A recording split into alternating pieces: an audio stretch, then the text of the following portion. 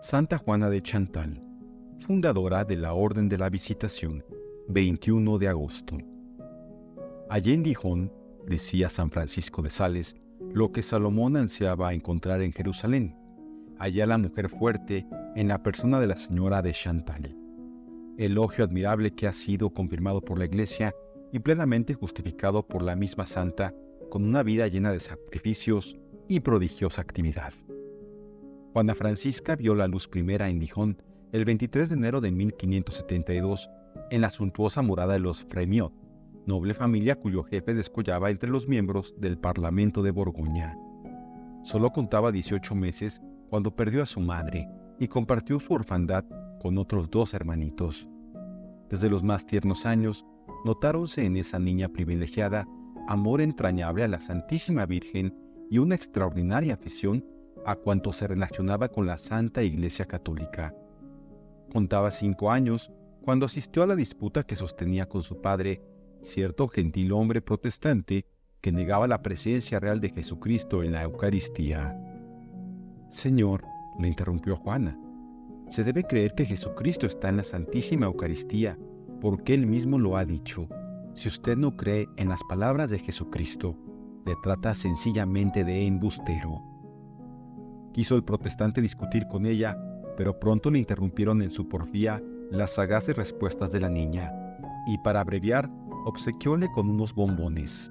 Recibiólos la niña en su delantalcito para no tocarlos con las manos, e inmediatamente corrió a arrojarlos al fuego mientras decía: «Así arderán en el infierno todos los herejes, porque son gente orgullosa y necia que no cree lo que dijo Jesucristo». Hombre de acrisolada virtud y muy elevado criterio, el señor Fremiot supo apreciar el rico tesoro que Dios le había dado. Confió la educación de sus hijos a maestros escogidos que les dieron sólida y brillante enseñanza, conforme a las tradiciones de las grandes familias de aquella época, y más aún impulsado por su caballeroso y cristiano corazón, se reservó para sí mismo el cuidado de dirigirlos por las sendas de la virtud y de inculcarles los santos principios de la doctrina cristiana y del amor de Dios.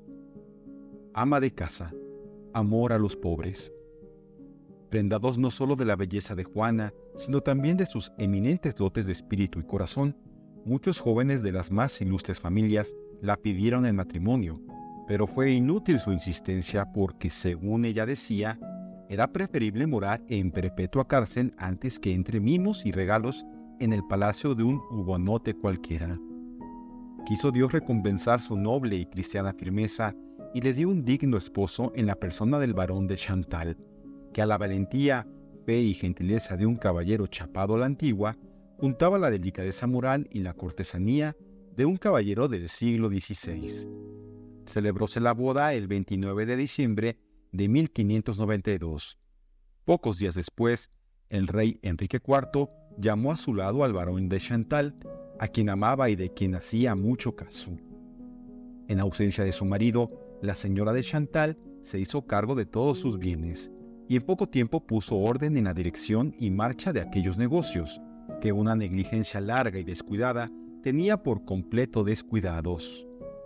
Restablecióse la celebración de la misa cotidiana en el castillo, y a ella asistían en amable consorcio señora y criados.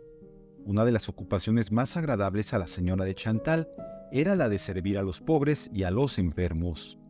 Acudía personalmente a las cabañas más pobres, llevando no solo el socorro de sus limosnas, sino también el de sus caritativos alientos, y cuidaba a los enfermos más repugnantes con tan exquisita delicadeza que los desgraciados de Bourvilly solían decir que daba gusto estar enfermo para recibir la visita de la santa baronesa.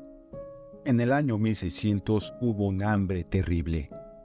El castillo de Chantal fue la providencia de todos los pobres del contorno en un radio de 6 leguas, y ninguno de los que allí acudían se marchaba con las manos vacías.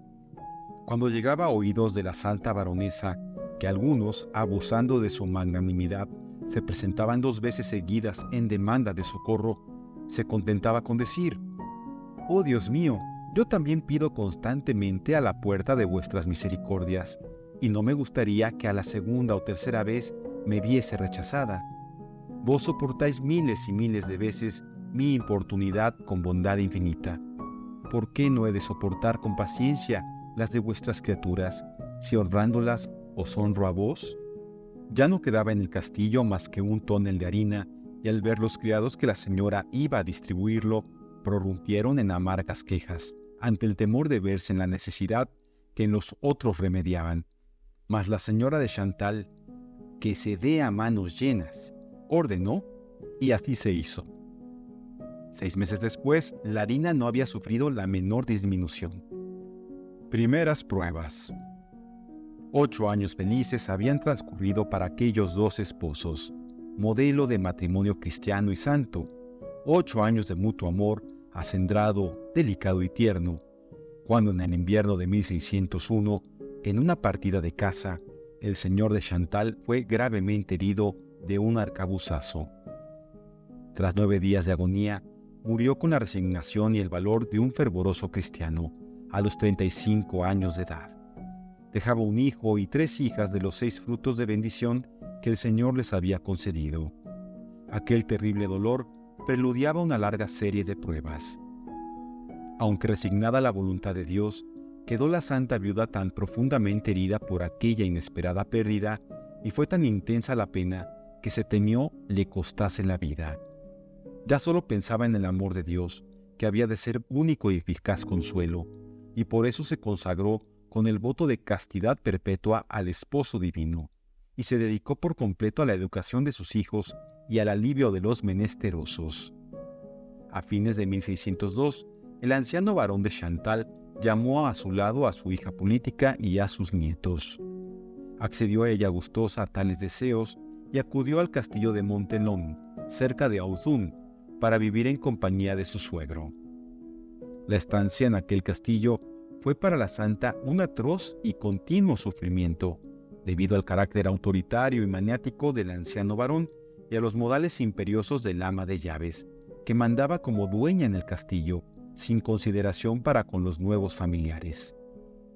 La insolencia de aquella mujer no conocía límites y llegó a indisponer al varón contra su nuera de tal modo que fue considerada como forastera a quien se recibe por caridad en el hogar doméstico. 7 años duró aquel purgatorio que ella soportó con toda paciencia. Juana de Chantal y San Francisco de Sales. Con vivas instancias pedía a Dios la santa baronesa que le diese un director para su alma. El Señor oyó sus ruegos, y cierto día en que con mayor fervor, si cabe, le instaba, vio pasar un sacerdote, y al mismo tiempo parecióle oír una voz que le decía: «Este es el guía muy amado de Dios y de los hombres, en cuyas manos debes poner las cosas de tu conciencia». Aquella indicación llenó su alma de consuelo, y propúsose la santa entrar en inmediata relación con su nuevo guía espiritual. Permitió el Señor, sin embargo, que acudiese primero a un santo y doctor religioso que no acertó a dirigirla. Antes le hizo pasar durante más de 2 años cruelísimas penas interiores. Todo aprovecha las almas que aman a Dios, y Juana Francisca aprendió en esa ruda escuela a desprenderse de sí misma para no querer más que la voluntad divina. San Francisco de Sales, que ya era obispo desde 1602, había ido a Dijon en 1604 para predicar la Cuaresma, y Juana Francisca acudió a sus sermones. Ambos se conocieron sin haberse visto nunca. Aquella nueva hija se puso bajo la dirección del santo con una docilidad perfecta. Las cartas que se escribieron son uno de los más bellos monumentos literarios que existen. Ofrecen el arrobador espectáculo de una santa dirigida por un santo, y presentan esa angélica amistad que es y será siempre admiración de los hombres y fuente inagotable de ascetismo para la Iglesia. Vocación religiosa, obstáculos.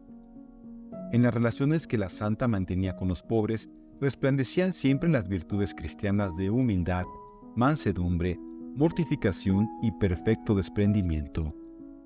En el domingo de la Santísima Trinidad de 1604, se le presentaron 3 jóvenes de hermosísimo aspecto y le pidieron una limosna por amor de Dios.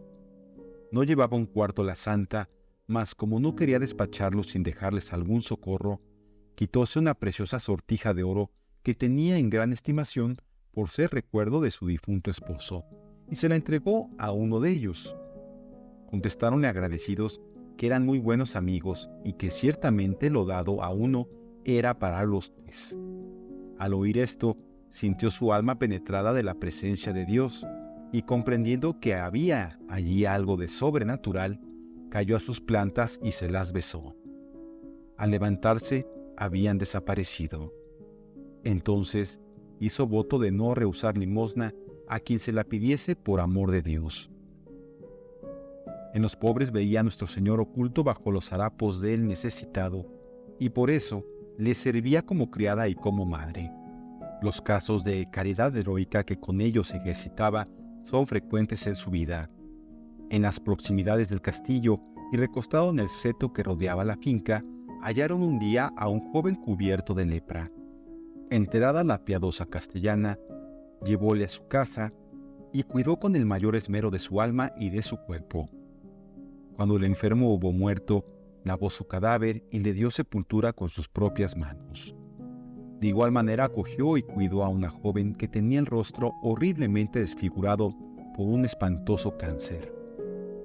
Mucho más fácil era para la señora de Chantal olvidarse del mundo que hacerse olvidar de él, y así se vio nuevamente solicitada en matrimonio.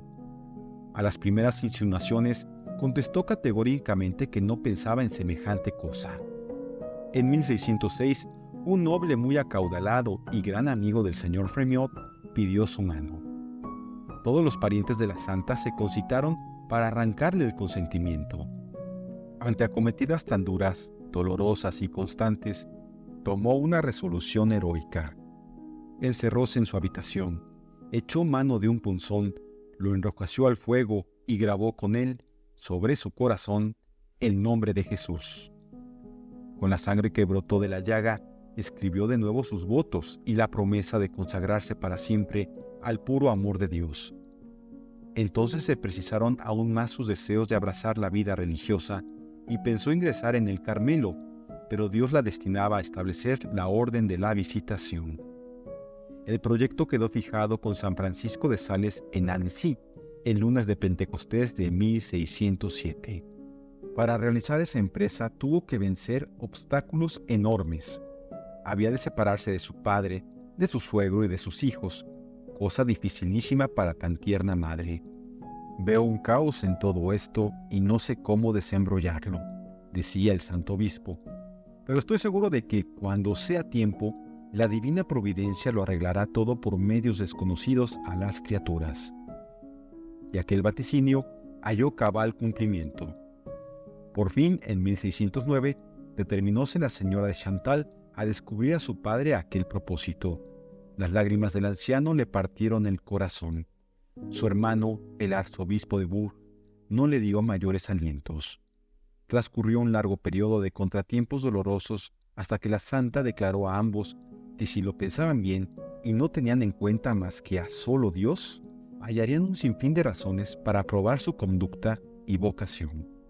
Porque su hija mayor, María Amada, casada con el barón de Torrens, Bernardo de Sales, se llevaría consigo a las otras dos hijas menores para acabar su educación, y en cuanto al joven barón de Chantal, Celso Benigno, de 15 años, había decidido que el presidente Fremiot lo tomaría bajo su cuidado. Además dejaba los bienes de sus hijos en inmejorable estado de prosperidad.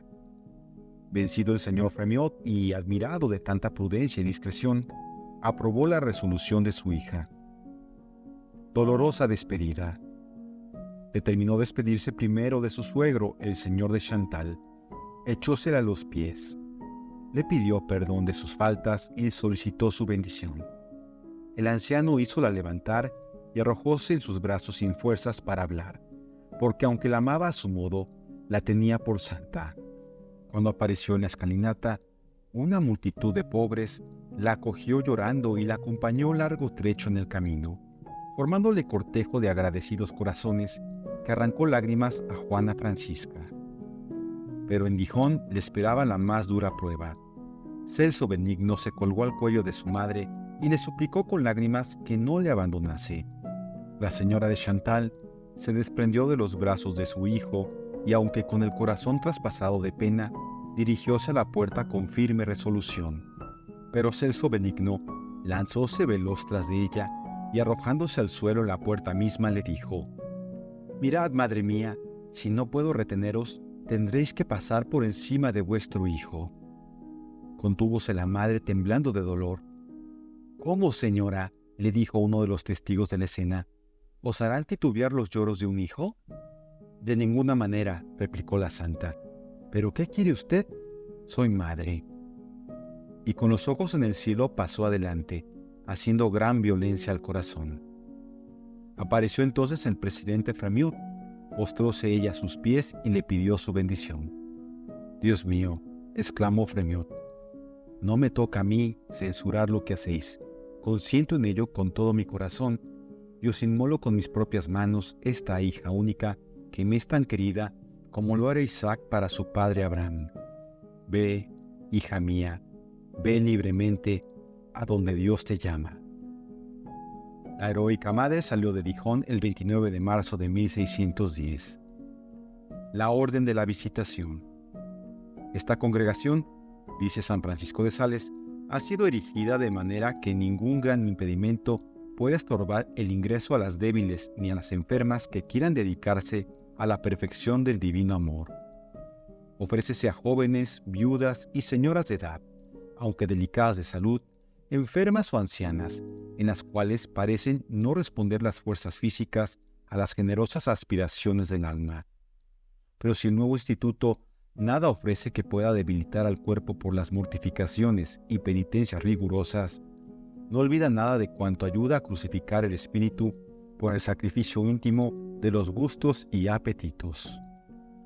Al principio, la Visitación, vulgarmente llamada las Salesas, fue una congregación de votos simples y no solemnes, que añadía a la vida contemplativa la visita a los pobres y a los enfermos, de donde le vino el apelativo con que se la conoce. Pero en 1615, a la llegada del primer enjambre de vicintandinas a Lyon, surgieron dificultades que determinaron una maravillosa transformación. La Visitación fue erigida en orden puramente contemplativa, con votos solemnes y clausura, sin alterar por eso su primitivo nombre. Desde entonces sus casas se multiplicaron con sorprendente rapidez, y la providencia favoreció ese desarrollo con lujo de maravillas. Pérdidas dolorosas. Su muerte. Juana Francisca de Chantal, aunque religiosa, no se olvidó de que era madre. Desde su retiro velaba por sus hijos, administraba sus bienes, preparaba su porvenir y hasta les procuró estado conforme a su posición. El 16 de agosto de 1611, el presidente Fremiot terminó su larga y virtuosa carrera. Apenas conoció la gravedad de su estado, acudió Juana Francisca a su cabecera. «Oh amada hija», le había dicho San Francisco de Sales al dejarla marchar, «tratad los asuntos de la tierra con los ojos puestos en el cielo». Y así lo hizo la santa. Arreglado que hubo todo con su acostumbrada diligencia y habilidad, después de haber dado a su hijo un ayo cuya prudencia le era conocida, volvió al monasterio sin hacer caso de las instancias con que sus parientes trataban de retenerla. Nuevamente se vio en la precisión de salir del convento para acudir al castillo de Montelón, con ocasión de la muerte de su suegro, el cual dejaba los asuntos de su casa en deplorable estado. Allí estaba la vieja ama de llaves temerosa de ser arrojada ignominiosamente. Pero los santos solo responden con beneficios. Y la señora de Chantal pensó en los servicios que dicha sirvienta había prestado y la remuneró con largueza. En 1617 falleció su yerno, el barón de Torrent, a consecuencia de una enfermedad mortal contraída en servicio del duque de Saboya. Su hija, que se retiraba al lado de la santa fundadora siempre que el marido se ausentaba por deberes de su situación, no pudo resistir a la violencia del dolor y cayó enferma de muerte. Pocas horas antes de expirar, dijo a su madre: «Me atrevo a pediros con toda humildad vuestro santo hábito y el favor de ser enterrada con las religiosas de esta comunidad». No solo le concedió esos favores el bondadosísimo San Francisco de Sales, sino también el pronunciar los votos solemnes y recibir el velo negro y la cruz de plata. Después expiró santamente en brazos de su madre. Los esfuerzos que hizo la madre Juana Francisca para vencer la pesadumbre agotaron sus fuerzas y cayó tan gravemente enferma que fue preciso administrarla. Pero San Francisco de Sales acudió al cielo, hizo un voto por ella a San Carlos Borromeo, le aplicó una reliquia del mismo santo y quedó curada al instante. Aún le quedaba mucho que sufrir. También para San Francisco de Sales llegó el término de su peregrinación y el día de la recompensa, el 28 de diciembre de 1622. Lloróle la santa mucho tiempo y se ocupó de hacerle canonizar. El 22 de julio de 1627 cayó muerto en la isla de Ré cuando combatía valientemente por la fe su hijo, el barón de Chantal. Dejaba una niña que fue más tarde conocida con el nombre de Madama de Sévigné. Poco después murieron su nuera, su yerno y el arzobispo de Bourges, su hermano. Era aquella la corona previa a su glorificación. Estaba cercana su última hora. Dejaba establecidas 86 casas de su orden y quedaba en pos de ella una brillante estela de santidad y milagros. Al cúmulo de sufrimientos que aquellas desgracias significaron para nuestra santa, quiso Dios unir la adversidad y comenzó a prepararla para la muerte por una agonía de 9 años. Torturas en el espíritu y en el cuerpo, críticas malévolas de parte del mundo, de nada se libró. Por eso acostumbraba a decir que era preciso sacrificarse en la vida como los mártires se sacrificaban en la muerte.